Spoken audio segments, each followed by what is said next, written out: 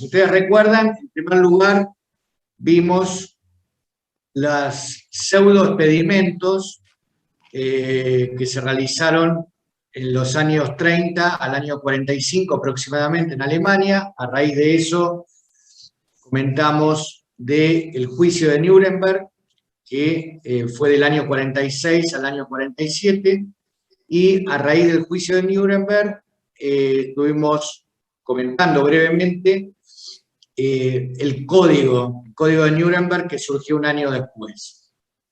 Y de ese código de Nuremberg también, en el año 48, da lugar a la aparición de la Declaración Universal de Derechos Humanos, ¿sí? Que muchos de ustedes habrán escuchado hablar, que es de diciembre de 1948, Declaración Universal de Derechos Humanos, que tiene mucho que ver con la bioética y tiene mucho que ver con la práctica médica. De hecho, tuve la oportunidad de ver un manual nuevo que se publicó está subido en la página del Ministerio de Salud, que es de marzo de este año, y muchos de los temas que estamos viendo, que estuvimos comentando la semana pasada, que vamos a comentar en el día de hoy, están en ese manual para los pacientes, para el personal de salud respecto a los derechos de los pacientes, ¿sí? O sea que realmente me pareció muy importante que esto esté subido a la plataforma del Ministerio y que se dé la trascendencia y la importancia que tienen estos temas. Son 133 hojas, si mal no recuerdo, y está todo relacionado con la bioética. Habla mucho de la bioética, habla mucho de todos estos antecedentes también de la bioética, comenta, bueno, todo lo que estamos tratando de conocer en estas primeras clases introductorias, ¿sí? Entonces, después del Código de Nuremberg y después del Código de Ética Médica, que sigue hasta el día de hoy siendo vigente, la última modificación fue bastante reciente, el año 2017, el Código de Ética Médica de la Asociación Médica Mundial. En el año 64 les comenté de la Declaración de Helsinki, y en el año 78, después de 4 años de trabajo, les comenté el informe Belmont, que fue un trabajo que dio lugar al origen y al nacimiento de los principios de la bioética, ¿sí? Los principios de la bioética surgen en el año 79, que es lo que vamos a ver en el día de hoy. Y lo último que les estuve mencionando fue las normas SIOMS, que son las normas de buenas prácticas clínicas justamente en ética de investigación, que son del año 83, después hubo modificaciones en la década del 90, en el año 2002, y la última adaptación es del año 2016. ¿Sí? Como conclusión de todo esto, bueno, llegamos a estos temas, ¿no? El debate sobre los ensayos clínicos no cuestiona su utilidad o importancia científica. No es que se está cuestionando la importancia científica, sino los aspectos éticos, ¿sí? De esos ensayos clínicos. Y la importancia de aplicar los principios éticos en la investigación. Estos 4 puntos, básicamente, era lo último que estuvimos viendo. Proteger los derechos y bienestar del paciente. En segundo lugar, tener en cuenta el tratamiento del paciente es más importante que la investigación. En tercer lugar, evaluar los tratamientos y que se debe utilizar el que tiene mejor diseño posible, eliminando maniobras que sean inútiles o perjudiciales y evitando también la pérdida de tiempo y recursos. Hoy, posteriormente, vamos a ver en extenso estos puntos. Y lo que comenzamos como tema nuevo el día de hoy son estos aspectos que debemos tener en cuenta para saber si una investigación clínica es ética o no, ¿sí? Un punto que a veces no se llega a comprender del todo, porque cada proyecto de investigación primero es analizado por un comité científico y a posteriori es analizado por un comité de ética de investigación. y a veces se da ciertas controversias entre el comité científico y el comité de ética de investigación, porque se busca que avance la investigación y no se llega a comprender del todo el porqué de la importancia de la ética en investigación. ¿Sí? Bueno, eso es lo que yo voy a tratar de explicar en los minutos próximos, ¿sí? Y por qué muchas veces un proyecto de investigación se tiene que volver para atrás y ver estos aspectos que yo les voy a comentar. Porque una buena investigación científica no es ética por sí misma. Esa es la gran pregunta, ¿no? ¿Por qué una buena investigación? ¿Por qué un buen proyecto? ¿Por qué una buena idea? ¿Por qué algo que en lo abstracto pueda sonar bien o tener una buena intención no se considera que es ética por sí mismo? Bueno, yo intento siempre en el comité de la facultad había un investigador que siempre lo decía en forma irónica. Bueno, hay distintas, yo quiero terminar con la pobreza en el mundo. Hay distintas formas de terminar con la pobreza en el mundo, ¿no? Por así decirlo. Uno lo puede hacer de forma correcta, ética, o uno lo puede terminar con la pobreza de otras maneras consideradas no éticas, ¿no? Bueno, de eso se trata una investigación científica. No la importancia de la ética, no tener en cuenta exclusivamente la finalidad, la intención, el resultado final, sino cómo se llega a ese resultado, los medios, cómo se llega a ese resultado. ¿Sí? Justamente para no justificar el resultado sin tener en cuenta esos medios intermedios. ¿Por qué la investigación clínica necesita requisitos especiales? ¿Sí? Otra pregunta previa que nos podemos hacer. ¿Por qué la investigación clínica necesita requisitos especiales? Tengan en cuenta que todo lo que les voy a presentar no es algo que diseñado por mi persona o pensado por mí, sino que esto está desarrollado a lo largo de décadas por distintos especialistas en ética de investigación, y esto viene del Instituto Nacional de Salud de los principales centros de investigación a nivel mundial, ¿sí? O sea, que no es algo antojadizo o algo que a uno se le ocurre, sino que esto es de la manera que se trabaja en los comités de ética de investigación a nivel nacional e internacional en general. En general.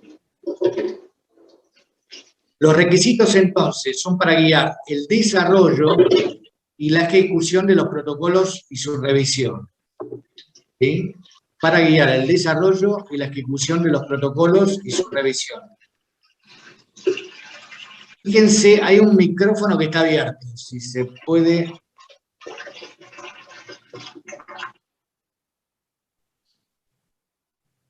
Bueno, continuamos. Sí, bueno, gracias. Para evaluar la ética de las acciones individuales, esto no es para evaluar la ética de las acciones individuales del investigador y la empresa de investigación clínica de su totalidad. ¿Sí? Es importante tenerlo en cuenta. Acá no estamos evaluando si el investigador es ético o no. Podemos deducirlo de algunas acciones que él realice. De esto vamos a ver en clases posteriores que es mucho más complejo el poder saber las acciones individuales de una persona si son éticas o no. Porque más allá de lo visible exteriormente, entra toda una cuestión de la conciencia individual y personal de cada uno, que es inaccesible. Uno lo que ve del otro son las acciones exteriores y no puede tener un ingreso, por así decirlo, a la conciencia de la persona. Por lo menos a simple vista, ¿no? Entonces, acá no se evalúa la ética de las acciones individuales ni la ética de la investigación clínica de la empresa de investigación clínica, sino simplemente si el proyecto de investigación cumple ciertos requisitos o no. Un requisito que debería tener en cuenta un proyecto de investigación para ser considerado válido, ¿sí? El proyecto de investigación debe tener un valor social. Siempre cuando a un comité llega un proyecto de investigación, hay proyectos que es claramente se observa un valor social. Y otros proyectos, nos ha tocado en alguna oportunidad en distintos comités con distintos integrantes, de decir, bueno, ¿qué es lo que busca este proyecto? ¿Qué es lo que tiene de original este proyecto? ¿Cuál es la finalidad última? O en términos coloquiales, por así decirlo, ¿para qué sirve este proyecto? ¿No? O sea, ¿cuál es el valor para la sociedad, para la comunidad, para los mismos sujetos participantes? Un proyecto tiene que tener un valor social, no tiene que ser para que el investigador acumule proyectos de investigación y los pueda presentar como que ha realizado una cierta cantidad de proyectos, o para aprobar o ingresar a un determinado trabajo, sino que un proyecto debe tener, en primer lugar, un valor social, y esto debe ser acreditado, debe ser comprobado a través de determinados elementos. Por eso muchas veces, cuando hay duda al respecto, se cita al investigador y se consulta sobre determinadas dudas que se pueda tener sobre su proyecto. Pero el primer punto sería este, o sea, tener un valor social. Si el proyecto no tiene un valor social, no habría mucho más que hablar, digamos, porque esa es la finalidad primera que debería tener un proyecto de investigación, ¿sí? Los resultados deberían provocar mejoras en la salud, entonces, en el bienestar o en el conocimiento, o un resultado en el conocimiento de la población a futuro, ¿sí? Eso se entiende como posibilidades de que el proyecto de investigación tenga un valor social, salud, el bienestar o conocimiento general de la población a futuro. ¿Por qué el valor social? Justamente, que esto a veces no es tan simple de ser comprendido. ¿Por qué el valor social es un requisito ético? Una pregunta que no podemos hacer. Por el uso responsable de los recursos limitados, ¿sí? Uno a veces no toma conciencia de esto, pero uno no se puede, siempre cuando uno canaliza energía en una situación, deja de canalizar energía en otras determinadas. Y los recursos son limitados, el tiempo es limitado, los medios económicos son limitados. Y no se puede hacer participar a una persona en una investigación que no tiene ningún tipo de valor social, justamente porque se está utilizando recursos económicos y se está utilizando el tiempo de la persona para una investigación que no tiene razón de ser, ¿entiendes? O sea, porque no tiene ningún valor, como dijimos previamente. Para evitar la explotación, entonces, las personas que intervienen en la investigación. Evitar la explotación en ese sentido, de utilizar el tiempo de esa persona y las expectativas de esa persona en algo que no va a llevar a ningún resultado positivo, ni para esa persona, ni para la comunidad en general. ¿Sí? Es malgastar el tiempo, básicamente. Los recursos son limitados. Espacio, tiempo, los recursos económicos, y esos recursos se podrían utilizar para otras actividades de investigación, de educación, de mejora del sistema de salud. Podrían utilizar esos recursos en otro proyecto de investigación que sí tenga una repercusión para la comunidad o para el paciente propiamente. ¿Sí? Evitar la explotación, entonces, no exponer a los seres humanos a riesgos y daños potenciales, a menos que se espere un resultado valioso para ellos o para la sociedad. Porque esto también no es solamente utilizar el tiempo de esa persona, sino también que se lo puede exponer a un riesgo de daño potencial en un proyecto de investigación o una investigación, vuelvo a repetir, que ya se sabe previamente que no va a tener resultado beneficiosa, ¿sí? Por eso se habla de explotación del sujeto de investigación. Segundo punto, ¿sí? Primer punto, entonces, el valor social. Segundo punto, que esta investigación tenga validez científica, ¿sí? La investigación puede ser muy interesante, puede tener un valor social, pero tiene que tener validez científica. ¿Qué quiere decir? Tiene que estar bien diseñada la investigación. El método con que se realice tiene que ser adecuado para llegar al resultado que se pretende llegar, ¿sí? Si el método no es adecuado, los resultados van a ser inválidos o no van a ser confiables. Muchas veces esto pasa. Cuando se citan determinadas investigaciones, lo primero que uno analiza es la metodología con que se realizó esa investigación para ver si la misma es confiable o no, ¿sí? Justamente hoy en día, que tanto se habla de las noticias falsas, lo primero que uno consulta, ¿de dónde obtuviste esa información? ¿Cuál es la fuente, ¿no?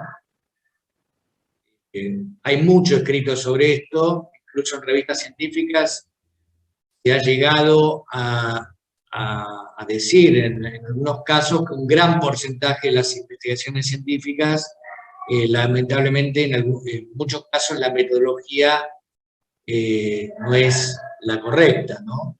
Por lo tanto dan resultados poco confiables o inválidos.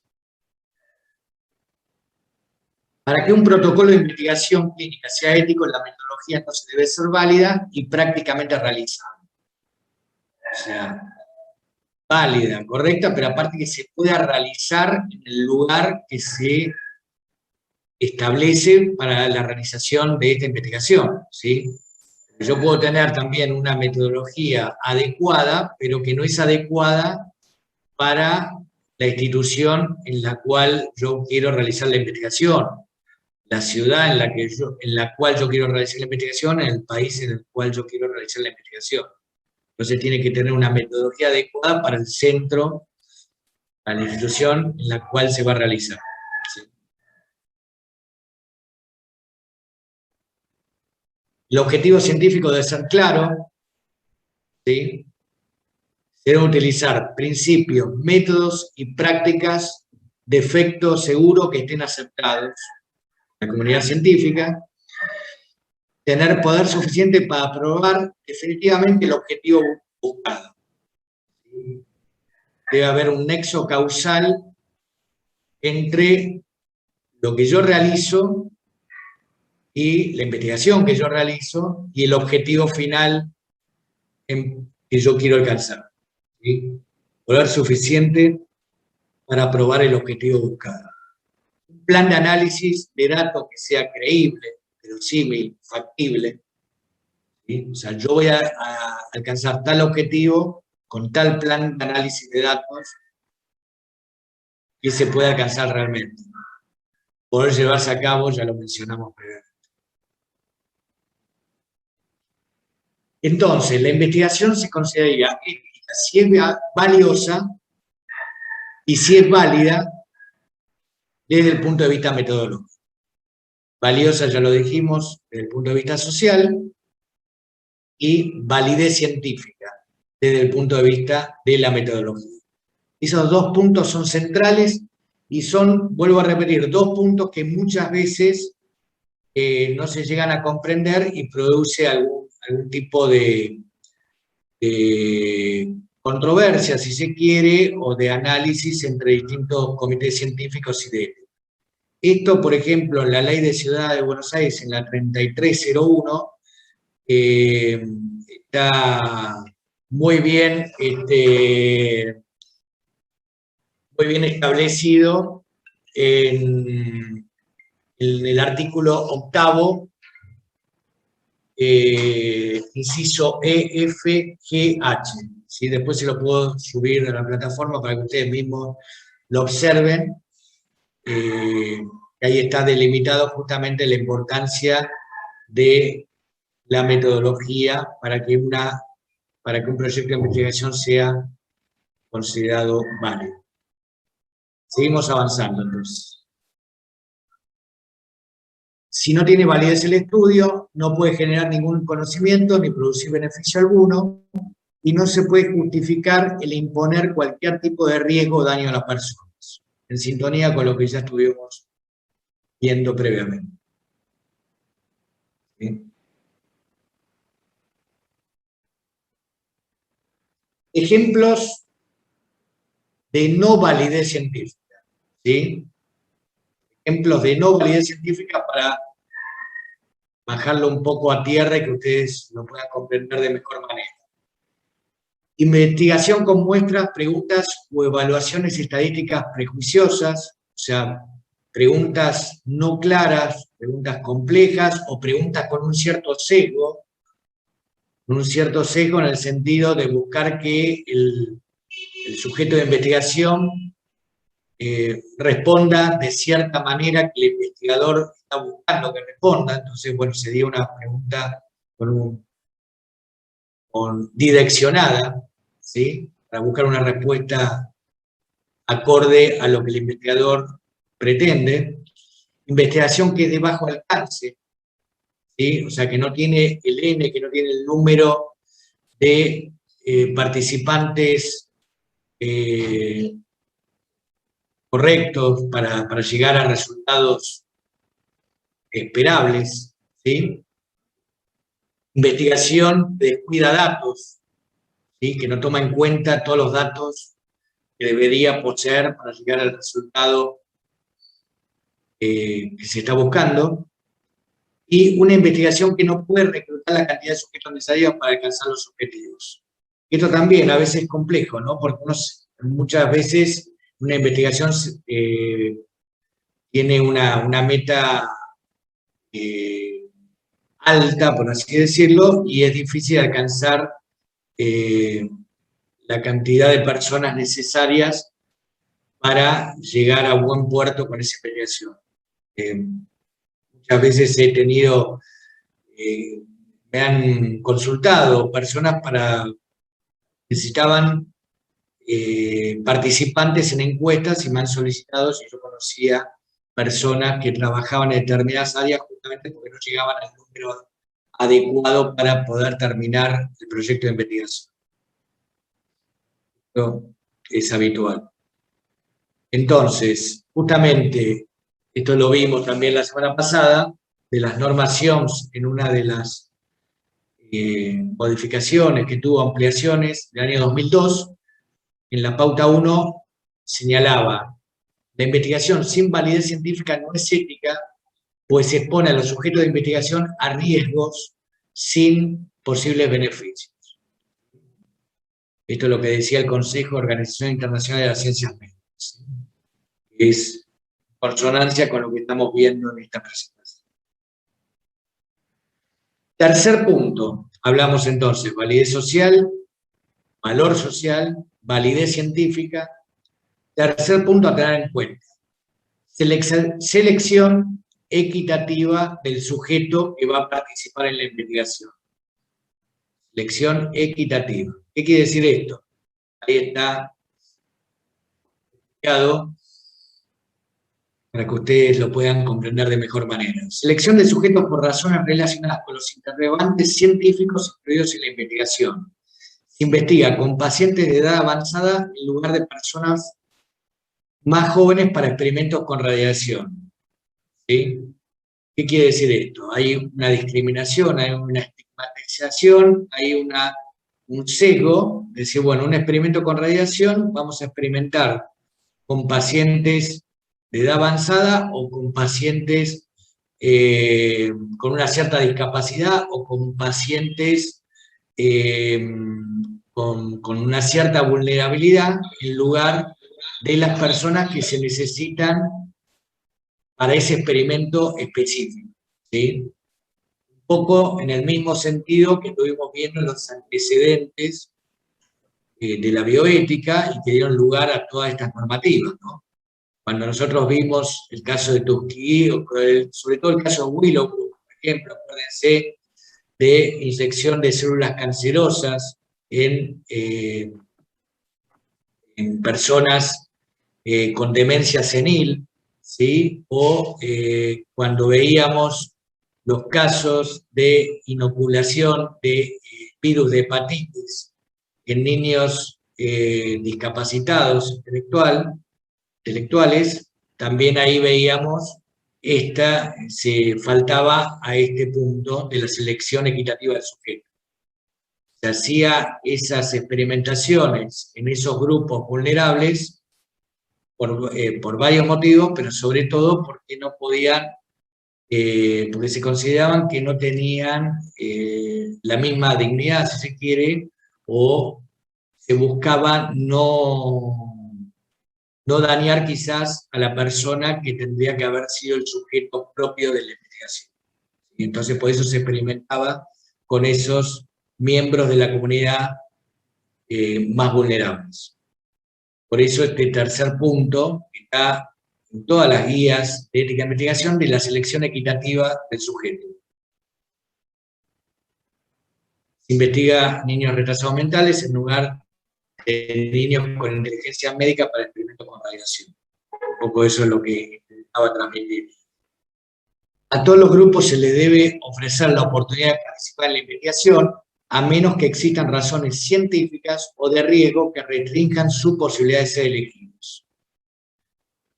No seleccionar entonces discriminando, ejemplo de etnia, clase social, situación económica. ¿Sí?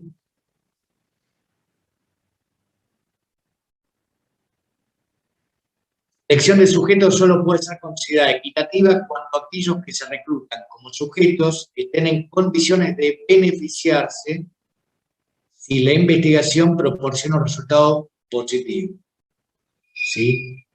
O sea, un sujeto participa en la investigación, pero ese sujeto que participa tiene posibilidad de beneficiarse o a futuro la comunidad en la cual ese sujeto esté inmerso tiene posibilidad de beneficiarse. No que ese sujeto sea una especie de conejillo de Indias como es lo que estuvimos viendo previamente. ¿Sí? Debe haber una búsqueda de un riesgo-beneficio apropiada, un equilibrio. La oportunidad entonces de recibir esos beneficios de la investigación deben estar abiertas a todos. Los riesgos y afecciones no deben ser relegados a los marginados, estigmatizados, indefensos, pobres, vulnerables. ¿Sí? Por ejemplo, ahora con el tema de vacunas, cuando se hizo toda la investigación de Pfizer en el hospital alemán, justamente era con ciertas restricciones, pero era una investigación abierta. Y en este momento, en el hospital alemán también se está haciendo una investigación con una vacuna de origen canadiense y también es una investigación abierta a la comunidad en general. Hay ciertos requisitos por los cuales algunos sujetos, algunos miembros de la comunidad podrían no llegar a participar, pero a rasgos generales es una investigación abierta a cualquier persona, buscando beneficiar a cualquier persona que intervenga en esa investigación justamente relacionado con las vacunas. La necesidad científica debe guiar la selección de los sujetos, ¿sí? La necesidad científica y los criterios para ser elegidos deben ser compatibles con el interrogante de la investigación científica que se lleva a cabo, buscando reducir al mínimo los riesgos de la investigación. ¿Sí? O sea, debe haber una consonancia entre la necesidad científica, los criterios para la elección, y se debe buscar la reducción de los riesgos de la investigación al mínimo. Esos son los tres elementos. Cuarto punto. Repetimos entonces. Valor social, validez científica, selección equitativa de los pacientes. ¿Sí? Selección equitativa de los pacientes. Cuarto elemento, son 7. Cuarto elemento que debe tener una investigación, un proyecto de investigación para ser considerado éticamente válido o correcto. debe haber una proporción favorable del riesgo-beneficio. ¿Sí? Proporción favorable del riesgo-beneficio. La investigación se justifica cuando los riesgos potenciales se minimizan y cuando los beneficios se maximizan. Esto es simple de leer, simple de comprender, no tan simple de aplicar en la situación concreta. Pero bueno, la importancia de analizar cada punto y cada aspecto para ver los riesgos y beneficios que pueden llegar a suceder con la investigación a futuro, a mediano y largo plazo. Los beneficios potenciales son proporcionales, deben ser proporcionales o no superar los riesgos asumidos, ¿sí? No deben superar los riesgos de los sujetos de investigación. Deben incluirse los datos existentes de los tipos potenciales de daños y beneficios, posibilidades que ocurran estadísticamente y consecuencias a largo plazo, mediano y largo plazo. Este es el gran tema, ¿no? No existe un marco determinado sobre cómo se deben balancear los beneficios sociales contra los riesgos individuales. No hay una regla exacta de cómo balancear los beneficios sociales con los riesgos individuales, y por eso la controversia justamente muchas veces de las investigaciones, ¿no? Sobre todo cuando son investigaciones a grandes escalas. Por eso la responsabilidad de los comités de ética de investigación para ser lo más objetivo y profesional posible para balancear estos bienes sociales respecto a los riesgos individuales por todas las implicancias y responsabilidades que se tienen sobre los pacientes que van a intervenir en la misma y por la comunidad en general. Quinto punto, ¿sí? Después de ver valor social, validez científica, selección equitativa y la proporcionalidad entre los riesgos y beneficios que debe ser adecuada y conveniente, el quinto punto que debe tener proyecto de investigación es que debe ser evaluado en forma independiente. ¿Qué quiere decir esto? Que debe ser evaluado en forma independiente. O sea, que el proyecto de investigación lo van a ver terceros totalmente ajenos a ese proyecto. O sea, que no conocen al proyecto, pueden conocer a los investigadores, hay que ver qué grado de conocimiento, justamente para que no haya ningún tipo de sesgo o de uno se puede justamente ausentar de esa evaluación si tiene algún interés respecto al proyecto de investigación, debería ausentarse cuando hay intereses creados, por eso la importancia de una evaluación independiente, ¿sí? O sea, uno presenta el proyecto a un comité que desconoce de qué se trata el proyecto, desconoce en muchos casos quiénes son los investigadores, en otros casos, vuelvo a repetir, puede llegar a conocerlos, pero no tiene ningún tipo de interés personal que salga ese proyecto y se analiza la viabilidad del mismo, ¿sí? Acá están las distintas causas de por qué debe ser revisado por un comité de ética independiente. Posibilidad de enfatizar demasiado los beneficios potenciales y desestimar el potencial de daño a los sujetos, ¿sí? Esto sucede cuando uno está en un proyecto de investigación, ve los beneficios y muchas veces, como es el proyecto de investigación propio, deja de ver el potencial daño que puede ocasionar ese proyecto de investigación. Y que lo vea un comité de ética independiente, justamente la idea es que marque estos potenciales daños, no solamente los beneficios, sino también los potenciales daños que puede involucrar. Una investigación revisada por peritos que no estén afiliados al estudio y que tengan autoridad para aprobar o cancelar la investigación. ¿Sí? Justamente, o sea, personas idóneas que vean en forma externa el proyecto para que analicen de la manera más objetiva e imparcial el mismo. Segunda causa de la importancia de la evaluación independiente es la responsabilidad social. ¿Sí? Los sujetos deben ser tratados como fines y no como meros medios, ¿sí? Como fines en sí mismos, ¿sí? En forma ética, respetando sus derechos. Por eso la importancia de que un comité de ética independiente tenga en cuenta este aspecto. ¿Sí? Esos serían los dos puntos más importantes de por qué debe ser evaluado un proyecto por un comité de ética. Sexto punto, que muchas veces este aspecto es el que se le da mayor relevancia. Hasta hace unos años no se hablaba de consentimiento informado, hoy en día, en sentido contrario, muchas veces lo que se le da una mayor preponderancia es al consentimiento informado.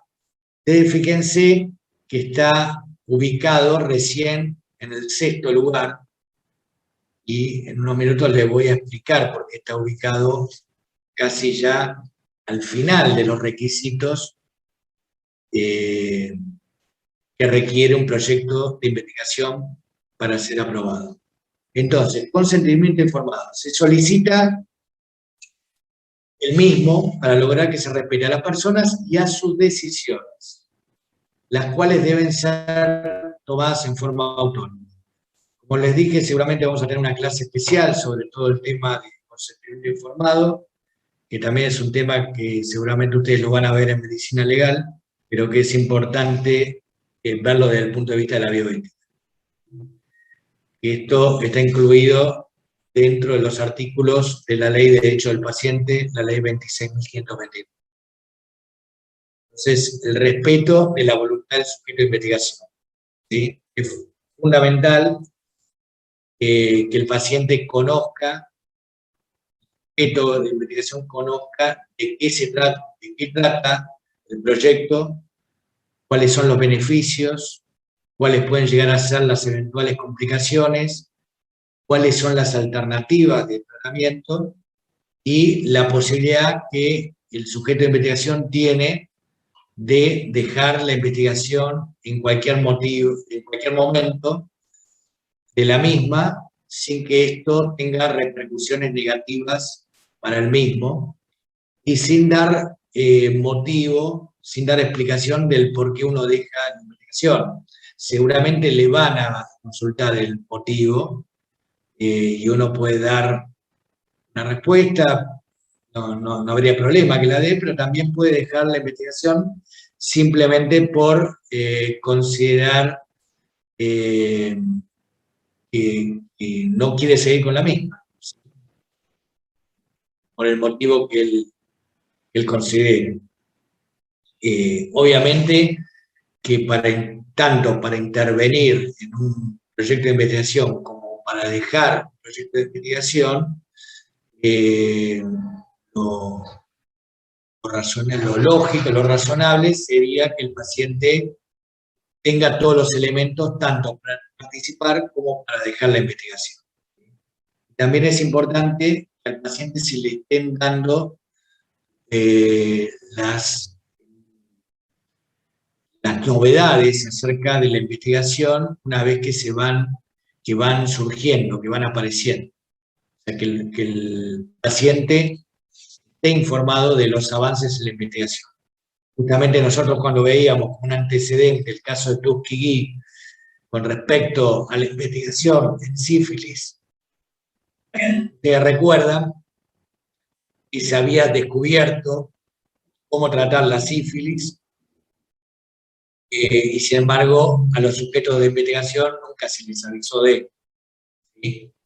Violando todo tipo de derechos, se les anotició de este descubrimiento, con lo cual justamente se violentó la autonomía de los mismos y la participación con un consentimiento informado válido de los mismos. El último punto de esta presentación, bueno, esto es un poco lo que estamos viendo. Pueden cambiar de opinión respecto a su privacidad, la información es confidencial, información sobre nuevos descubrimientos, ya lo mencionamos, informar sobre los resultados de la investigación, ya lo mencionamos, y debe vigilarse el bienestar del sujeto durante la investigación. ¿Sí? Bueno, acá ya como conclusión, no hay razón para considerar la selección equitativa de sujetos si la investigación no tiene valor social ni validez científica. Y esto es lo que yo les quería mencionar con respecto al consentimiento informado. ¿Para qué obtener un consentimiento informado en un paciente, en un estudio, que no tiene utilidad o que no tiene validez científica? Esto muchas veces no se tiene en cuenta, ¿no? Por eso, esto lo dice el investigador Ezequiel Emanuel, él fue el primero que habló sobre estos 7 requisitos para que una investigación sea considerada éticamente válida, y que es un trabajo, bueno, de referencia a nivel mundial para analizar estos temas. Él justamente lo que dice como conclusión es que no debería pedirse un consentimiento a una persona si ese estudio en realidad no tiene un valor social o no tiene una validez científica. Puede pedir un consentimiento para algo que no tiene demasiado interés en realizarse, ¿no? O sea, tiene el interés el investigador, pero la comunidad, la sociedad en sí y el sujeto de investigación no le van a servir, por lo tanto ese consentimiento no tendría razón de ser. ¿Sí?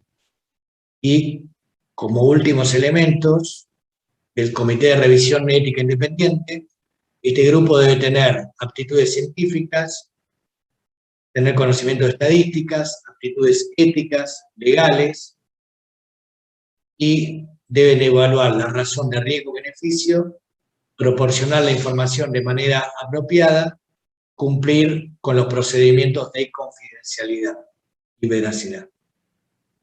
¿Sí? Deben estar capacitados en metodologías apropiadas, pruebas estadísticas, medición de los resultados y otros aspectos científicos de los ensayos clínicos, y adherir cumpliendo los requisitos éticos legales establecidos en leyes internacionales referidas a la investigación científica, todo lo que estuvimos viendo, Declaración de Helsinki, normas SIOMS, informe Belmont, ¿sí? Distintas declaraciones, normativas nacionales también, que suelen tener los distintos países sobre ética de investigación, tener capacidad y sensibilidad para poder detectar eficientemente los criterios adecuados de selección de los sujetos que intervengan en la investigación. Capacidad y sensibilidad para poder detectar eficientemente los criterios adecuados de selección de los sujetos que intervengan en la investigación. Bueno, la investigación científica, ya lo dijimos, pero es bueno recordarlo permanentemente, debe estar al servicio de la sociedad y la persona. Nunca se debe anteponer a la sociedad por encima de la persona, ya que el eje y fundamento de la investigación en seres humanos debe ser el respeto incondicional a la dignidad de cada ser humano, en todas circunstancias y cualquiera sea la condición en la cual el mismo se encuentra. Esto está en todas las declaraciones sobre ética e investigación. La importancia del respeto a la dignidad de cada ser humano, independientemente de la circunstancia y la condición en la cual el mismo se encuentra.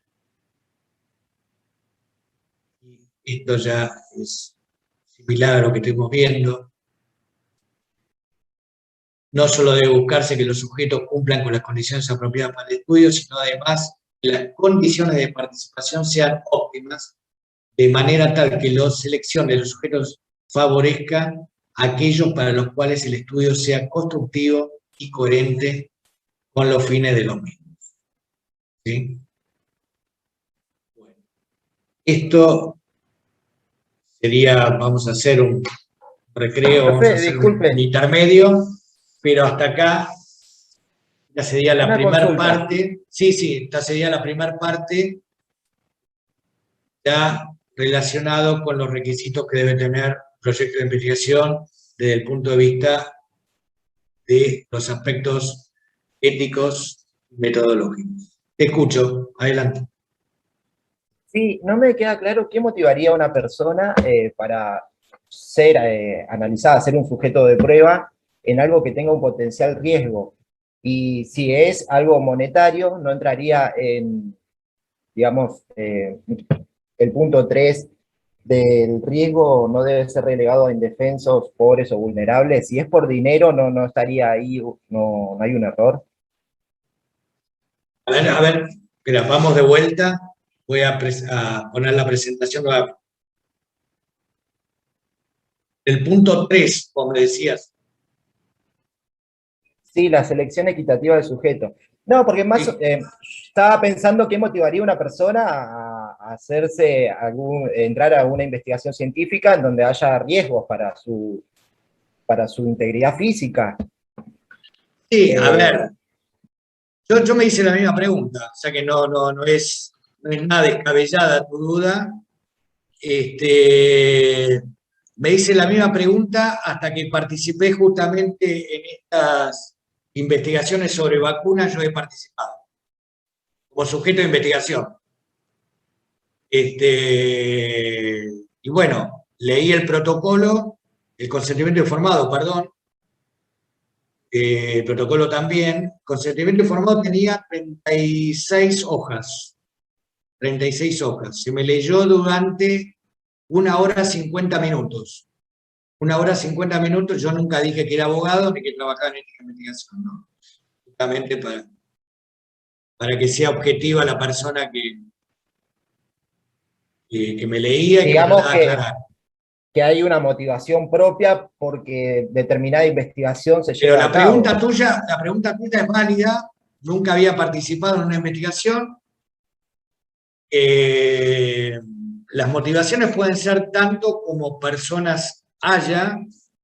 Te soy sincero, al principio a mí me resultó extraño, después se acercó esta posibilidad de que participe, lo pensé mucho y por distintos motivos personales, bueno, terminé accediendo, no sin ciertas dudas, obviamente, te voy a ser franco, pero bueno, participé. Obviamente, como todo, no cualquiera participa en una investigación y uno tiene que evaluar un montón de factores, sobre todo, bueno, riesgo-beneficio, ¿no?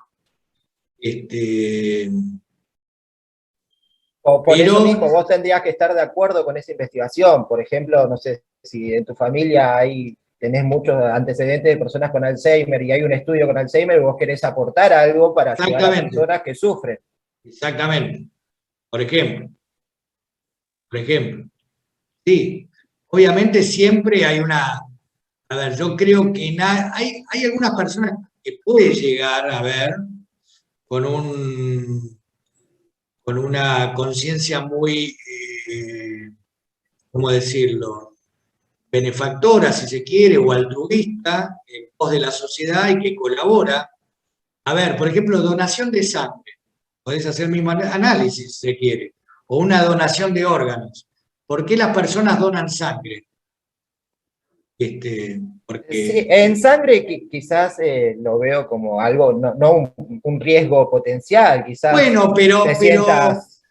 a ver, pero lo que yo te quiero decir, vos te levantás a la mañana y decís, uy, hoy tengo ganas de donar sangre, creo que nadie se levanta y dice, tengo ganas de donar sangre. O alguien se levanta y dice, hoy tengo ganas de donar un órgano, creo que nadie lo hace.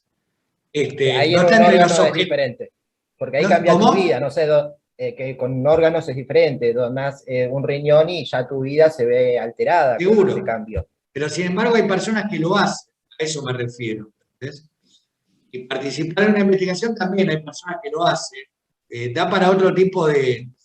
Vos lo que consultás, que está muy bien tu duda, es sobre las motivaciones internas. Y bueno, las motivaciones internas en realidad yo no te lo puedo responder porque vuelvo a repetirte, las motivaciones internas son propias de cada persona que participa en la investigación. Sería interesante, yo la verdad que nunca me tomé el trabajo de buscar, debe haber trabajos de investigación que analizan esta pregunta que vos realizás. Te podría quedar si tenés algunos minutos libres, que seguramente no los tenés, pero sería interesante analizar, debe haber papers por las motivaciones por las cuales, y debe haber distintas motivaciones seguramente en Estados Unidos, en Europa, en Latinoamérica, de por qué las personas participan en determinadas investigaciones. Yo creo que es mucho lo que vos señalás. Si vos tenés familiares con determinada enfermedad, bueno, vos vas a querer participar en una investigación para ver que la ciencia avance en ese sentido, ¿no? Profesor, Sí. también podría tenerse en cuenta el tema de lo que es riesgo-beneficio. Recién decían esto de donar sangre, que como si fuera inocuo, y la verdad es que no lo es. No es un riesgo como donar un órgano, pero el día de trabajo quizás lo perdés, vas a estar inhabilitado un tiempo. El tiempo por eso di el ejemplo. Sí, siempre claro. hay una relación de beneficio y de riesgo por un lado y de costo por el otro. Totalmente. En el caso de las investigaciones, por ejemplo, usted dice de una patología, al sufriente, el beneficio es mucho mayor del riesgo porque lo miden padecimiento, cosa que los que no son patológicos no lo pueden hacer. ¿Profe? Sí, adelante. Buen día. Yo creo que va más que nada, siempre, como están evaluando los chicos, nunca se va a ver el beneficio, perdón, el riesgo, pero sí se va a ver el beneficio. ¿En qué me beneficia a mí? Porque tal vez la persona no es completamente no va sin interés. ¿Por qué? Porque tal vez, como dijeron los chicos en un momento, esa persona puede estar asociada indirectamente a esa situación, como en el caso que dijeron del Alzheimer, en el caso de decir, bueno, yo dono sangre, pero ¿por qué dono sangre? O debo algo muy actual que está pasando, la donación de plasma, con el tema de los chicos, de las personas que han tenido COVID. ¿Y por qué? Porque tal vez a nosotros nos gustaría que si tenemos algún familiar que tiene COVID y que, bueno, la investigación del plasma, y yo tuve COVID, digo, bueno, tal vez me gustaría que mi familia la traten con plasma, que no esté esa carencia en el mercado, para que... Te corta el audio. Te corta un poquito el audio. ¿Me escucha? Ahí sí. Se te cortó. Que no esté ese elemento faltante, ¿para qué? Para que se tenga más acceso. Creo que es lo mismo que sucede con estas investigaciones, que uno tácitamente lo hace con un beneficio propio, tácitamente. Claro. Porque tal vez usted como profesor dijo, bueno, yo me anoto a esta investigación sobre la vacuna, pero ¿por qué? Porque quiero saber qué está pasando acá en el fondo. Usted es investigador. Creo que siempre alrededor de una investigación la persona que va a participar tiene un beneficio tácito, pero siempre lo tiene. Sí, se busca justamente que haya un beneficio. Profesor, ya no claro, se va a ver sí. Yo imagino que en la evaluación de riesgo-beneficio lo que motiva a una persona a participar va a ser el beneficio. Si fuese que predomina el riesgo no participaría, pero siempre hay un beneficio, sea para sí mismo, como para verse beneficiado terapéuticamente o para la sociedad con lo que busca la investigación. No tendría razón de ser. Y sería, sí. Claro. Sí, totalmente. Y siempre hay un riesgo, pero...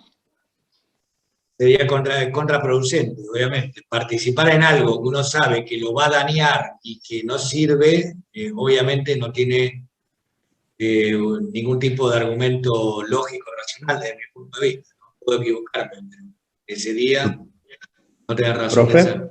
Sí. Profe, yo tengo una duda. ¿Por qué el consentimiento informado está casi al último, como dice usted? Claro. ¿Por qué no estaría primero dando toda Por, esta e- información que estamos hablando? por lo que intentaba, esto vuelvo a repetir, no es una presentación personal mía, no es una idea mía, sino es tomado del trabajo de Ezequiel Emanuel, bueno, que es una eminencia en investigación científica. Durante muchos años estuvo dirigiendo todo lo que es ética e investigación en el Instituto Nacional de Salud de Washington. Y lo que él señalaba, que un poco intenté transmitirlo, es como, a ver, ¿cómo puedo explicarlo con palabras más simples? Pedir la aprobación o la aceptación tuya de algo que yo sé que no tiene, o capaz que yo no sepa, pero que en realidad no tiene ninguna razón de ser eso, en realidad se cae antes, previamente. ¿Entiendes? Es como que yo te diga, bueno, vos vas a hacer la cursada de bioética a lo largo del cuatrimestre y vos consentís. Decís, sí, yo voy a estar todos los viernes a las 10 de la mañana y después yo sé que no se va a dar la cursada o que se va a dar 2 clases y nada más. Yo te estoy pidiendo a vos una aceptación de algo que yo sé que no se va a dar o se va a dar parcialmente o que se va a dar no en forma completa. Entonces, ¿para qué voy a pedirte yo la aprobación de algo que ya sé que no se va a hacer? ¿Me explico? O que se va a hacer no en forma completa. Claro, pero ahí el que está interesado en que se haga la cursada sería usted, entonces de su lado tendría que poner ¿cómo decir? La voluntad de todos los viernes venir de darnos clase y del lado de la persona que acepta ya estar informado previamente a de que usted puede faltar o puede dar otro profesor la clase. Claro, el consentimiento primero es, después lo vamos a ver, lo que pasa es que así puesto, el consentimiento no es, muchas veces se confunde, después vamos a tener una clase especial. Muchas veces se confunde el consentimiento con una firma, se confunde el procedimiento, porque eso es lo que se hace en la realidad, es una firma, es una hoja que se le entrega o una serie de hojas que se le entregan a una persona, que esa persona en muchas situaciones no llega a comprender qué es lo que está firmando y termina poniendo la firma simplemente para aceptar. El consentimiento en realidad, como siempre se explica y como desde el punto de vista jurídico estoy hablando, ¿no? Debería ser el paso último de todo un proceso de comprensión de una serie de circunstancias que se van a ir dando.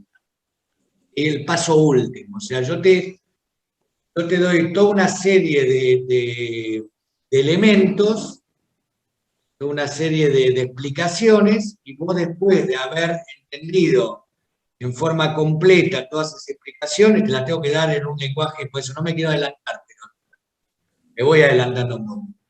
Después de haber explicado en una forma comprensible, accesible, detallada, exhaustiva, todo lo que significa lo que vos vas a realizar, vos me decís sí o no.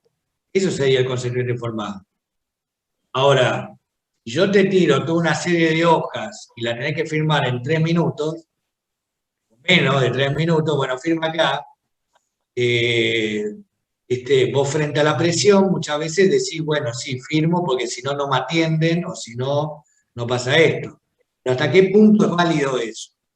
Porque la firma que vos estás depositando ahí es válida siempre y cuando vos efectivamente hayas comprendido y se te hayan dado la información en tiempo y forma. Para que vos hayas tenido el tiempo para incluso muchas veces, a ver, yo el consentimiento, por ejemplo, me lo llevé a mi casa y lo seguí leyendo a mi casa, no puse la firma ahí. O sea, el consentimiento se te podría dar y que vos lo analices, bueno, aparte, yo desde mi conocimiento, al ser abogado, obviamente que lo analizo de otra manera, pero el consentimiento debería ser que uno realmente, bueno, ponés la firma porque realmente pensás que lo que estás haciendo es correcto. ¿No? Ponés una firma para que si no te dejen de atender. ¿Me explico? Entonces, volviendo a lo mismo, yendo a tu pregunta. Si la investigación no tiene ni valor social ni validez científica y no se hacen todos los pasos previos, ya la investigación en realidad se cae sola. Por eso te digo lo del consentimiento, porque se cae sola. Te estoy haciendo firmar algo que no existe o algo que yo sé que no va a existir. Por eso intenté darte la comparación con el curso, con lo que a vos se te ocurra. Es algo que no va a existir. ¿Querés cursar o no? Y vos me decís, sí, quiero cursar. Y yo ya sé que no va a venir nadie, ni voy a estar yo, ni va a haber nadie. O sea, entonces, vos firmás algo que sé que no va a existir. Exagerando, ¿no? Te digo un ejemplo bien exagerado para que se entienda. Entonces, vos firmás algo que no tiene razón de ser, se cae solo. O sea, usted nos presentaría todo lo que es no nos ubiquemos acá en la clase de bioética para que Sí. entienda un poco más. Usted nos explicaría cómo sería toda la clase, todo, cuántos días vamos a tener. Sí, el programa, no. te doy un programa, sí, cuántas clases, todos los viernes hasta noviembre, y después yo sé que no voy a venir nunca y que nadie va a venir. Claro, y al final de todo recién yo le daría si acepto o no. Eso No, vendría a ser. claro, no, vos aceptás el primer día, y aceptás el primer día algo que nunca se va a cumplir. Claro. ¿Entendés? O algo que no. Por eso digo que el consentimiento informado debería ser. O comprobar que realmente, quizás este ejemplo termina complicando más y no fui lo suficientemente claro. Vos tenés que tener los elementos para saber que esa investigación se va a llevar a cabo. Obviamente que hay un margen de duda, pero por eso uno tiene que averiguar si va a participar dentro de una investigación, saber, bueno, quién es el investigador, qué antecedentes tiene el investigador, qué es lo que busca el investigador, fue lo que hice yo, ¿no? O sea, no es que uno no debería meterse en una investigación sin tener idea de dónde se está metiendo, obviamente, ni ver los antecedentes del investigador, porque justamente puede ser un peligro para la vida o la salud de uno mismo, ¿se entiende? Entonces uno estaría firmando un consentimiento de una investigación que no tiene ni idea qué es la investigación y quién es el investigador. Entonces son elementos mínimos de resguardo de la integralidad de uno mismo. ¿Se entiende? Doctor, a ver si entendí bien. Entonces hay un comité de investigación que primeramente va a evaluar todos estos primeros Se te escucha todo entrecortado. Primero, ¿me escuchas? No. Entonces hay un comité de investigación, ¿no? Que evalúa los valores sociales, primero el valor científico de la investigación, hasta llegar al último ítem, que si todo va bien, ahí sí se arma el consentimiento informado y se lleva a cabo la investigación, ¿es eso? Y se tienen que dar todos estos elementos. Tienen que dar todos estos elementos. ¿Sí? Sí, si no el informado es un elemento más. O sea, por ejemplo, claro, cuando yo tuve esa hora 50 que se me explicó todo lo que era el consentimiento informado, primero se me explicó todo el proyecto. Se hicieron todos los pasos, básicamente. Se me hicieron una serie de preguntas para ver si yo podía participar o no en base a la salud que yo tenía, en base a antecedentes de salud que yo tenía, en base a ciertas enfermedades que podría haber tenido o no.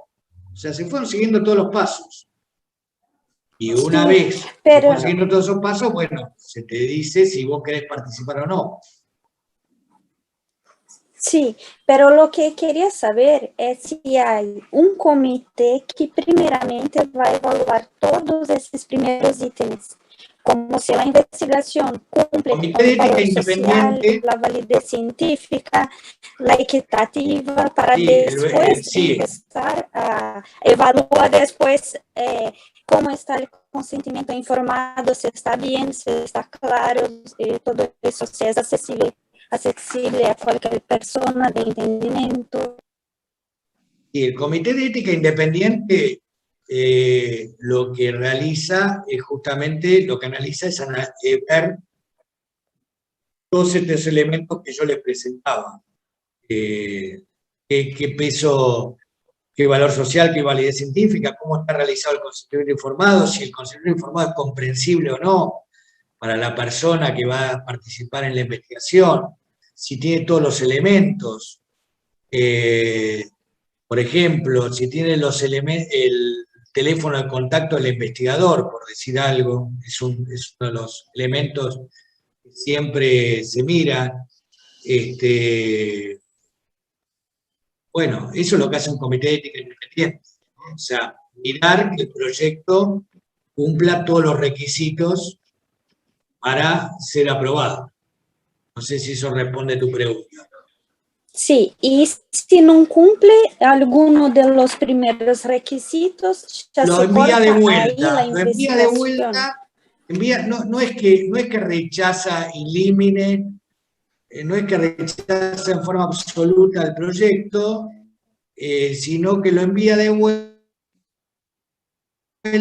y le hace una serie de observaciones para que puedan ser modificadas. En caso de dudas así muy importantes, bueno, se hace una reunión con los investigadores para que los investigadores puedan responder las dudas sobre el proyecto de investigación. ¿Sí? Ah, ok, Se gracias. trabaja de esa manera. De hecho, hoy a la tarde tengo que analizar varios proyectos, así que justamente lo que voy a analizar es esto. Yo trabajo en el Comité de Ética e Investigación y lo que trabajamos son estos temas. Sí. Una consulta, ya que usted Escucho. Ya Sí. una consulta, ya que usted fue un sujeto de prueba, ¿no?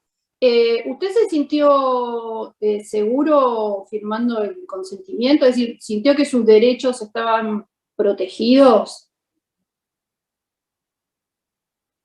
O sea, usted Sí, como le soy abogado... sincero, me llevé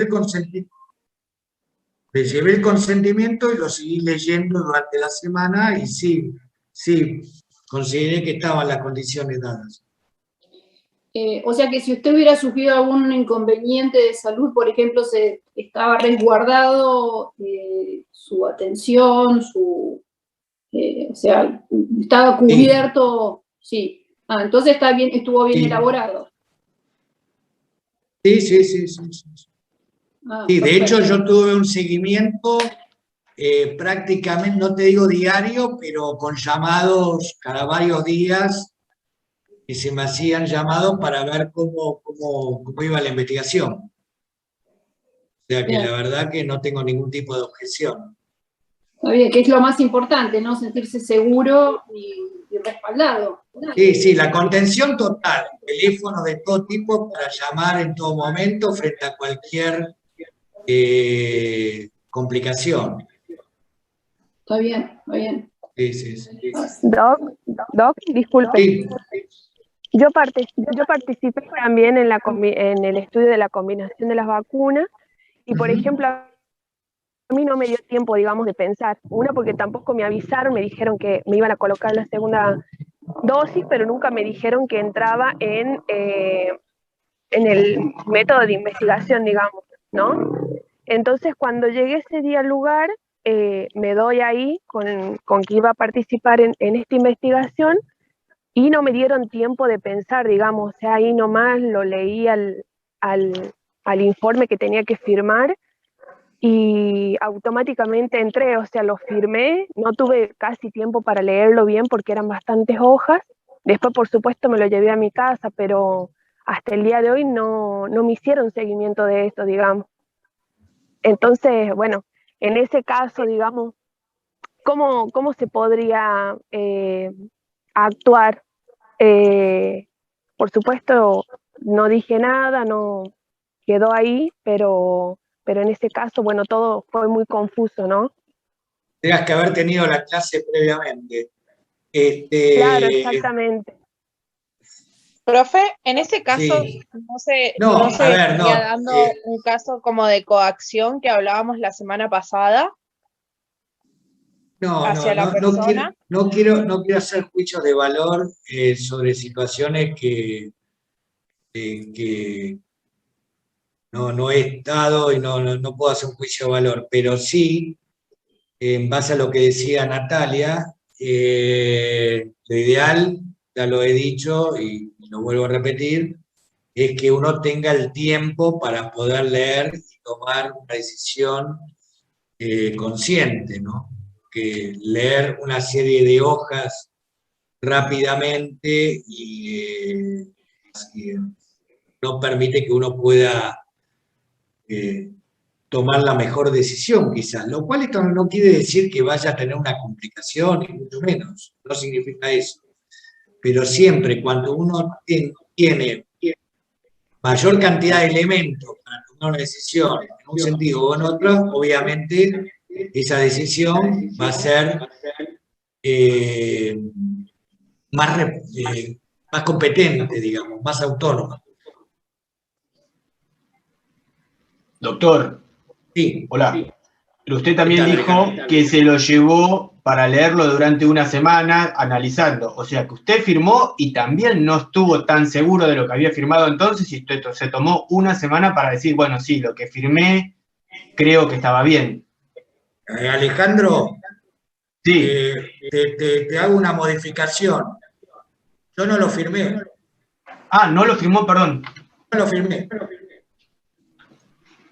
Está bien. No, había interpretado de que usted lo había firmado y después se lo llevó a su casa y lo siguió analizando. Interpretaste mal, no lo firmé. Alejandro, no, en mi caso fue así, que yo lo firmé en el momento, no tuve tiempo para pensarlo, digamos. No lo firmé. Justamente por eso me lo llevé para analizarlo.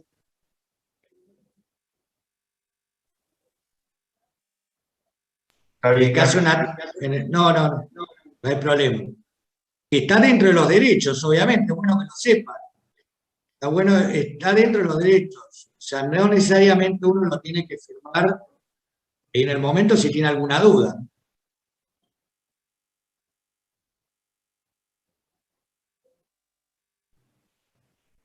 ¿Se entiende? Sí, Doc, sí. Bueno, lo cual esto no quiere decir que vaya a tener un riesgo, que se quede claro. No quiero que ahora quede como que quedes asustada por eso. Simplemente estos son elementos que se tienen en cuenta para tomar la mejor decisión posible. ¿Sí? Claro, sí, Doc. Pero bueno, la idea no es alarmar a nadie, ni mucho menos.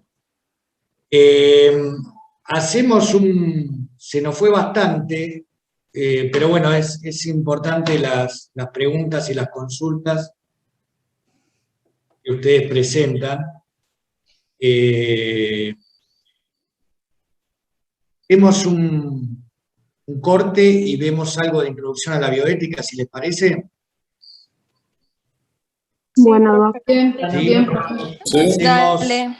Hacemos, a ver, son 15 minutos. 15 minutos y volvemos brevemente con una introducción a la bioética. ¿Sí? Dale. Bueno, gracias, doctor. Gracias. Gracias.